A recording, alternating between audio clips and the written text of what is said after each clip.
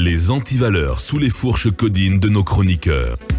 Dernière ligne droite au compte de cette émission, on s'intéresse à Étienne Soropogui qui a été arrêté samedi dernier dans la zone d'équipé alors qu'il venait de participer à cette même émission Mirador Mixte. 72 heures après son arrestation, qu'en est-il de la suite judiciaire réservée à ce dossier? Talibé Bari, son parti et ses avocats sont dans l'incompréhension. Je vous donne la suite avant que vous ne Allez-y. commenciez. Je Oui. viens d'apprendre qu'il a été déféré. Déjà. Oui. Très bien, alors on vient de l'apprendre. Ouais. Donc, déféré, et finalement. Placé sous mandat de dépôt à la maison centrale. Il a été déféré auprès du parquet de Dixie. Attention, c'est différent. Voilà. Bien.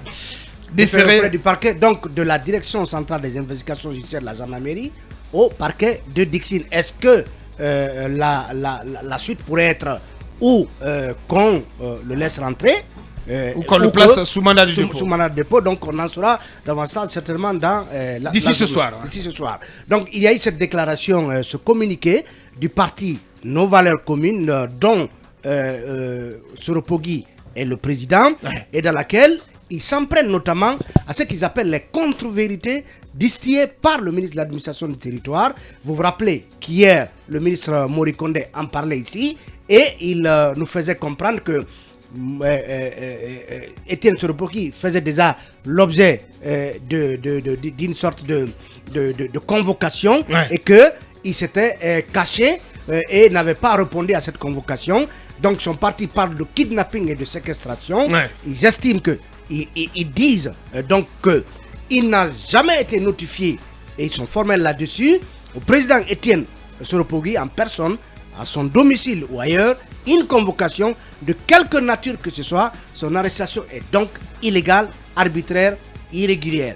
Donc le parti de Étienne Soropogui parle de mensonges, malheureusement en train d'être érigé au rang de véritable doctrine d'État dans notre pays, et pour eux la sortie du ministre Morikonde en est l'illustration éloquente. Donc le parti Nos Valeurs Communes ajoute en disant qu'une personne qui est en cachette se rend en plein jour dans un studio de radio pour participer à une émission de grande écoute à laquelle sa présence a été annoncée bien en amont. Tout cela prouve donc que Morikonde a dit tout sauf la vérité dans cette affaire, et on vient donc d'apprendre que on se posait la question, est-ce que le point de chute de Étienne Soropogui, qui a déjà séjourné plusieurs mois à la maison centrale au lendemain de la présidentielle d'octobre 2020, il avait été libéré suite au coup d'État du 5 septembre 2021, et finalement on verra bien quelle va être la suite de la procédure, parce que d'autres acteurs politiques comme Saïkouya se trouvent aujourd'hui en détention, mais aussi des acteurs sociaux comme Fonike Mange, Omar Silla et Ibrahim Diallo. Quelle sera la suite que la justice réservera donc au cas malheureusement les numéros de son avocat Maître Salifou Boyavogui ne passent pas du tout, tout comme celui de M. Abdoulaye Baldé, qui est le responsable des fédérations de l'étranger de NVC, qui était censé aussi intervenir dans cette émission. Lui également, son téléphone ne passe pas. C'est une arrestation qui vient, comme je le disais tantôt, qui pourrait plomber le processus de lancement du cadre de dialogue inclusif attendu vendredi notamment. Oui, tout à fait. Alors, Abakar, moi j'ai une inquiétude. Si en tout cas les avocats de Étienne Soropogui confirmaient ce que le parti disait, mais c'est grave la sortie de Morikonde.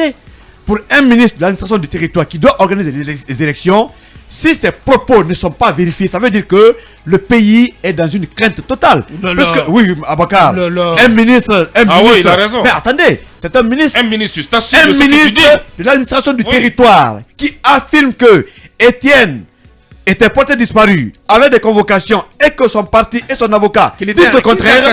Mais attendez, demain, qu'est-ce qui prouve que M. Morikonde ne pourra pas dire pire par rapport aux élections et aux situations du pays? Je crois que nos ministres doivent savoir raison garder. Quand on est ministre de la République, on n'est pas n'importe qui. Si vous ne maîtrisez pas un dossier, ne vous prononcez pas. Le pays est en danger. Je sens les prémices d'une fin. À la fin du régime Conté. Oui, si, attendez. À la fin du régime Conté, il y avait le décret et contre-décret. À la fin du régime Alpha Condé, pareil. Aujourd'hui, c'est même arrestation. À la fin du régime Alpha, sont en train de revenir de plus belle. Et on est en train de défendre sa raison. C'est pas normal. Bien. Allez-y, Mohamed. Non, mais il faut arrêter de mettre en détention des voix dissonantes. C'est une république. On ne peut jamais avoir les mêmes points de vue. C'est la liberté d'expression. Et moi, je m'inquiète surtout pour la santé d'Etienne Solopogui. Comme Fonike Mange a un problème cardiaque, Etienne Solopogui a la même maladie. Donc, ils n'ont pas besoin d'un espace très très serré. Etienne est même malade. Vraiment, le voyant, tu sens qu'il est malade. Etienne est malade, il est tout le temps essoufflé. Lorsqu'il parle pendant 5 minutes, il est essoufflé. Il boit une quantité d'eau. Je crois qu'on n'a pas besoin de le garder à la maison centrale, qui n'est même pas un lieu désormais de détention. Même s'ils ont encore commandé, on m'insulte ma plainte, qu'ils ont commandé d'autres matelas encore. Je ne sais pas pourquoi, je ne sais pas quelle est cette approche d'aller maintenir les gens, des citoyens à la maison centrale. C'est que l'incol a du sens. Lorsqu'un ministre de la République et de surcroît, un ministre de l'administration, du territoire de la décentralisation, qui est censé tout connaître du point de vue de l'administration, vient dire à l'antenne autre chose, je crois que ça pose problème. Le ministre Mori Kondé doit doit vraiment surpasser désormais ces émotions qu'il parle des faits. Parce que lorsqu'on est à l'antenne, on n'est pas là pour rencontrer ce qu'on veut, on est là pour dire la vérité. Et le parti de si on avait dit à M. Mori Kondé en sa qualité de ministre qu'il s'agissait d'un fuyard qu'on a arrêté. Qu'est-ce qu'il peut raconter en dehors de ce qu'on doit vérifier. Bien. Il vérifie. Non, il a tous les moyens de vérifier. À part les invectives et dire aux journalistes qui sont de mauvaise foi. Je pose une question. Bien. Akoumba, votre avis là-dessus. Du berger à la bergère du parti d'Etienne Solopogui. Merci. Voilà. Allez-y, Akoumba. Ouais. Sur le cas Etienne Solopogui, vous venez de nous l'apprendre qu'il a été déféré devant le tribunal de Dixine. Devant le parquet du tribunal de Dixine, c'est ce qu'on m'a appris. Bien. C'est une source de valeur qui me l'a informé. Et je pense aussi que c'est déjà bon parce que Etienne ne disparaît pas comme le commandant Ali Akamara. Etienne ne disparaît pas comme le commandant Kerfala qu'on a cité tout à l'heure, Bangoura le douanier. Donc désormais, on sait là où se trouve Etienne. Il est entre les mains de ceux qui doivent connaître de sa situation. Je pense que c'est déjà un pas. C'est déjà un bon pas. Maintenant, ce qui reste clair, c'est qu'il faudra être assez courageux de la part de ces magistrats-là, en tout cas, pour remettre M.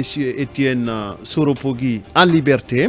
Parce que de toutes les façons, M. Etienne n'a pas l'habitude de fuir ses responsabilités. Alors, à ce que je sache, il est allé en prison plusieurs fois. Il n'a jamais fui.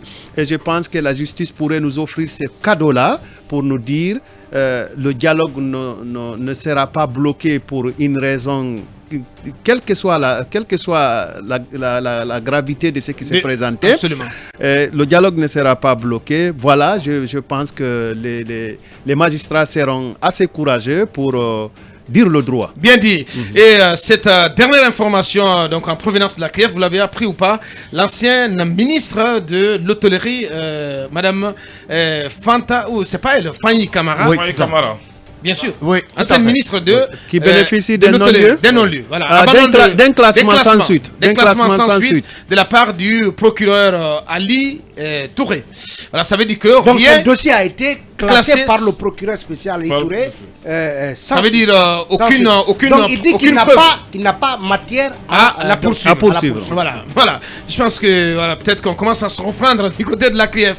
Voilà, ça en est terminé. Si on peut désactiver tous les micros.